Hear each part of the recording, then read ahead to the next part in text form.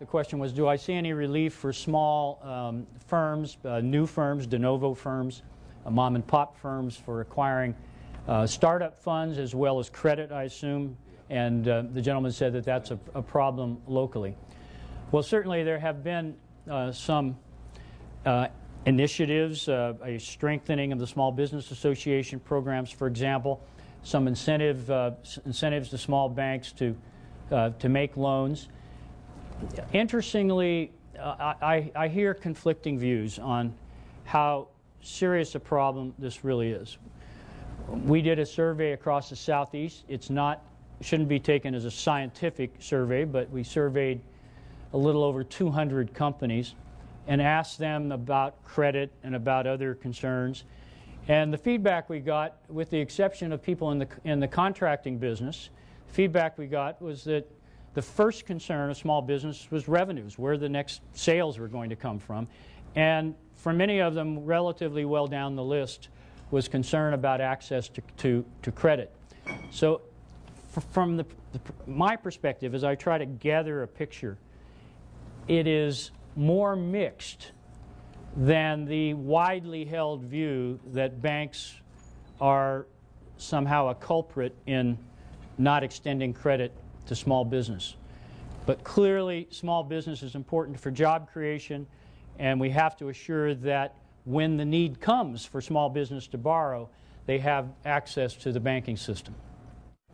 Well, the question is, do I see fiscal policy and the rising national debt as limiting the Fed's ability to support the recovery? Right. And not at the moment, not at this time.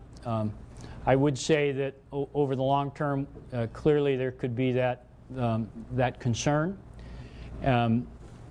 One of the longer term, let's say, challenges that the monetary authority, the Federal Reserve, faces is the potential that we'd be called on to be the buyer of last resort of national debt, treasury bills or treasury notes. That's called monetization of the debt. It's considered by global market participants to be a very dangerous development. And speaking for myself, and I know many of my colleagues feel the same way, we're not inclined to monetize the debt.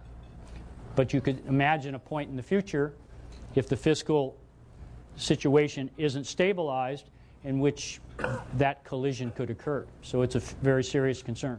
When you said the balance sheet doubled, what did it double from and what did it go to? It was about $800 billion in, say, prior to the mid-year 2007, and about at its peak $2.3 trillion.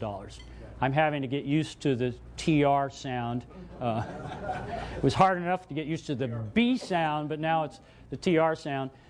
So from 800 to about 2.3 trillion at its peak. Now, much of that, great majority of that, about 1.1 now trillion, is excess bank reserves. In effect, banks leaving money at the central bank, to some extent reflective of not being in a great hurry to lend it out.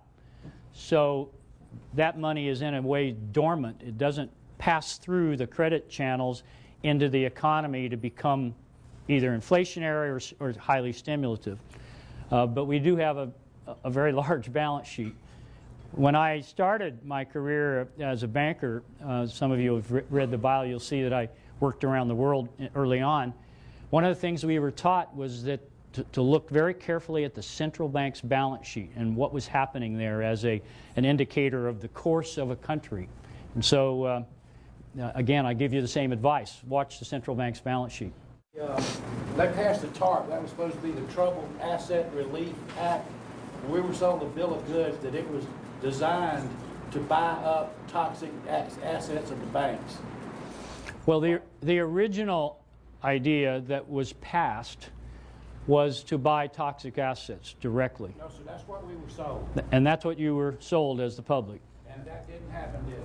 And that specifically didn't happen. It was decided that technically, I wasn't directly involved, but it was decided that technically it would be very difficult to make those purchases at a price that both protected the shareholder and was fair to the selling bank. And so for a variety of reasons, the Treasury Department shifted the focus to, in effect, putting capital into the banks and then letting the banks deal with their toxic assets in the normal course of business. On balance, that capital injection program has been quite successful. A good part of, but I can understand that you're upset that your representatives voted for one thing and something else happened. I'm not an expert on the derivatives market, so let me just tell you what I understand and know. It's in the proposed regulatory reform package is essentially a movement to put over-the-counter derivatives trading into exchanges or clearinghouses. And the idea being, one, allowing for tighter regulation of the activity in derivatives markets, and then secondly, a lot more transparency as to the scale of the overall markets and what individual concentrations are developing. And to the best of my knowledge, that particular aspect has pretty strong support of in effect, formalizing what were previously over-the-counter derivatives trades, particularly credit default swaps and some of the newer instruments that were developed in the last several years that have gotten to be so large. It depends on what you define as the problem. First of all, the economy is in recovery. Slow, somewhat frustratingly slow recovery. But as I said in my remarks, I think that will continue. And as I also said in my remarks, I continue to support a policy that would keep interest rates relatively low and therefore support that recovery. And I think that will continue. I am not excited about the possibility of a double dip. I don't think it's really very likely to develop. So the economy is on a track. It has to make some adjustments that are difficult to make.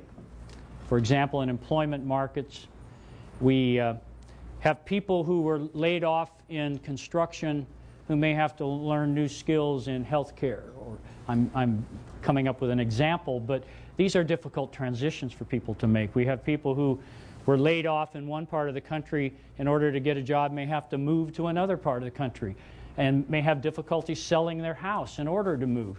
These are not easy adjustments within labor markets, for example. But the economy is improving.